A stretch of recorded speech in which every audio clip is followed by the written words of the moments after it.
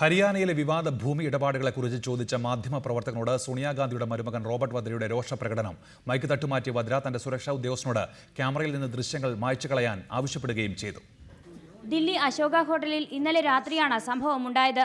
ഹരിയാനയിലെ പുതിയ BJP സർക്കാർ വദ്രയുൾപ്പെട്ട ഭൂമി ഇടപാടുകളിൽ അന്വേഷണം പ്രഖ്യാപിച്ചതിനെക്കുറിച്ച് പ്രതികരണം ചോദിച്ചപ്പോഴായിരുന്നു രോഷപ്രകടനം. റിപ്പോർട്ടറെ തുറിച്ചുനോക്കി മൈക്ക് തട്ടിമാറ്റിയ വദ്ര നിങ്ങൾ ഗൗരവമായാണോ ചോദിക്കുന്നത് എന്ന് ആവർത്തിച്ചു. Are you serious? Are you serious?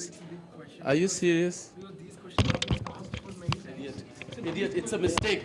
Sir, no, sir. These questions are being asked. ANI വാർത്താ ഏജൻസിയുടെ റിപ്പോർട്ടറോടാണ് വദ്ര ദേഷ്യപ്പെട്ടത്.